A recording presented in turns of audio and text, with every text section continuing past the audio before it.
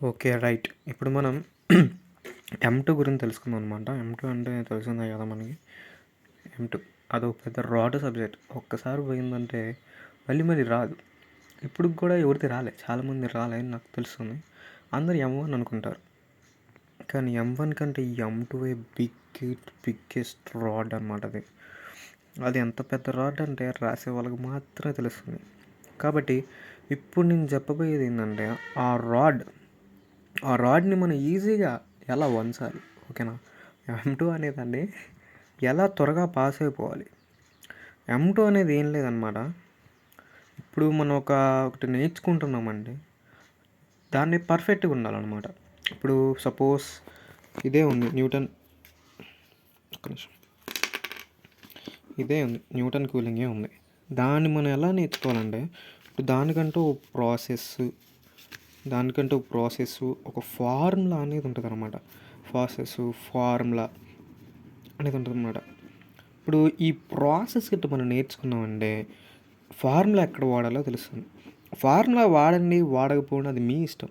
కాకపోతే ఇందులో అంటే ఈ టైప్ ఇప్పుడు మీరు ఒకటి నేర్చుకున్నారు, ఒకటి ఎగ్జామ్ వచ్చిందంటే ఒక నేర్చుకున్న దాంట్లో ఫార్ములా ఉంటాయి కదా, దాన్ని ఈ సైడ్ బ్రాకెట్ పెట్టి అందులో ఏదో ఒకటి రాసేయండి, ఫార్ములాని రాసేయండి.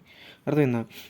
ఇట్లా రాయటం వల్ల ఏమైందంటే వీడికి ఏదో వచ్చినట్టే ఉంది, వచ్చినోడా రాసిండు, ఈసారి బాగా ప్రిపేర్ అయ్యిండు, అయ్యో పాపం పాజ్ చేద్దాంలే అని వాళ్ళకొక హోప్ అనేది ఉంటుంది అనమాట.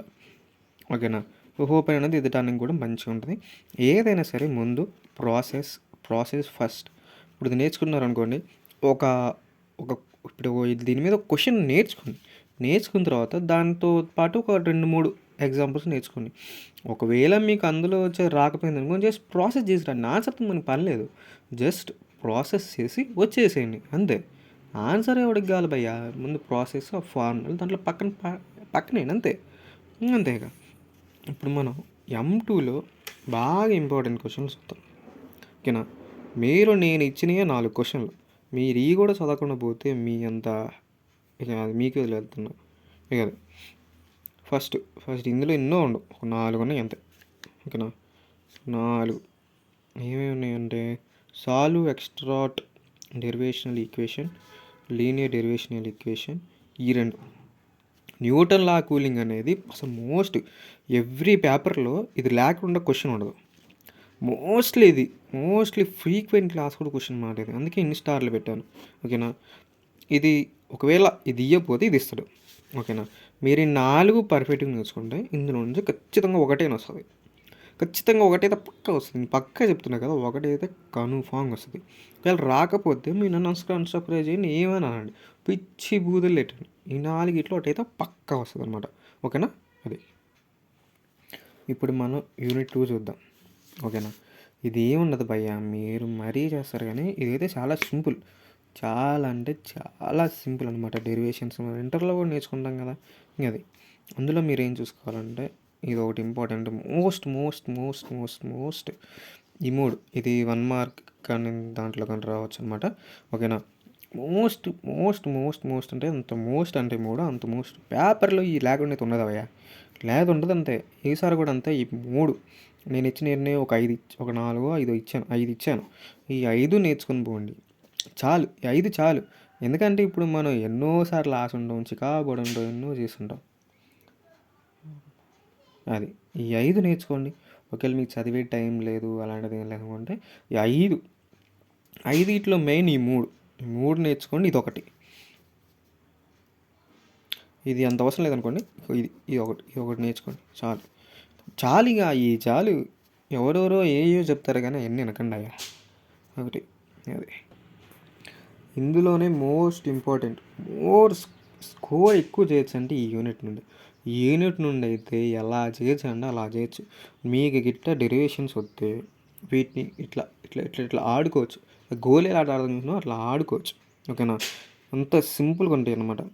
ఇదైతే పక్కా భయ్యా, ఈసారి పేపర్లో ఖచ్చితంగా దిగిద్ది. ఇంటూ 100 టైమ్స్ పెట్టానా, అన్ని స్టార్లు పెట్టుకో. దీని మీద ఈ క్వశ్చన్స్ నువ్వు రాసేటట్టున్నా, లేకపోతే నీ అంత లంగానే లేడు, అర్థమైందా? అదొకటి. ఇది shifting, second shifting, first shifting, ఈ థియరీస్ ఉన్నాయా, ఈ ఒకటి, ఈ యూనివర్స్ ఒకటి. అసలు ఇదైతే మంచి స్కోరింగ్ ఇది. యూనిట్ 3 కానీ, యూనిట్ 5 కానీ, యూనిట్ 1 కానీ ఈ 3 నేర్చుకొని పోతే మీకు ఆల్మోస్ట్ 70% పేపర్ మీరు రాసి పారేస్తారు. అదైతే నేను చెప్పగలను. 1 మార్క్ వచ్చినా ఎన్ని మార్కులకైనా రానియండి ఈజీగా రాసుకుంటారు. నేను చెప్పేది అంటున్నారు కదా, మీరు గిట్ట ఫస్ట్ యూనిట్లో ఈ 4, ఇందులో ఈ ఒక 5, ఇందులోకి ఈ ఒక 5, మొత్తం 5 యూనిట్లు కలిపి ఒక 20 క్వశ్చన్లు నేను ఎత్తా. అవి చదువుకోండి చాలు, మీరు పాస్ అయిపోతారు. ఓకేనా. ఇందులో వచ్చేసి మెయిన్ ఇదొకటి, ఇదొకటి, ఇదొకటి, యూనివర్స్ ఇదొకటి చూసుకోండి. నేను ఇచ్చే 4-5 క్వశ్చన్లు, మీరు అందులో కూడా చాయిస్ మాత్రం తీసుకోకండి. నేనే చాలా చాయిస్ తీసేసి మీకు ఇస్తున్నాను. ఎందుకంటే ఇప్పుడు నేను ఎన్ని ఇచ్చాను, 4, 5, ఒక 15 క్వశ్చన్లు ఇచ్చాను. 15 క్వశ్చన్లు బరాబరుగా 4 క్వశ్చన్లు కలుగుతాయి. 4 నుండి 5 క్వశ్చన్లు కలుగుతాయి. నేను చెప్తున్నాగా, పాస్ అవ్వడానికి చాలు. 5 క్వశ్చన్లు సరిపోవండి మీకు పాస్ అవ్వడానికి. మరీ ఇంత బద్ధకం ఉండకూడదు. ఎవరు అన్నారు, అదేదో బద్ధకం ఉన్నోడు ఏమి చేయలేడంట. అది మీ ఇష్టం మరిగా. మీరు ఈ 15 క్వశ్చన్లు ఇంకా కావాలి అంటే నేను ఇంకా 2 యూనిట్స్ కూడా అప్లోడ్ చేస్తాను. కానీ ప్లీజ్ మీరు అసలు సబ్స్క్రైబ్ చేయట్లేదు, లైక్ కొట్టట్లేదు, ఏమీ లేదు. ఎలా చేయబుద్ది చెప్పండి ప్లీజ్. మీకు ఈ M2 వల్ల అవసరం ఉండి మీరు M2 ఈ వీడియో కోసం వచ్చారు.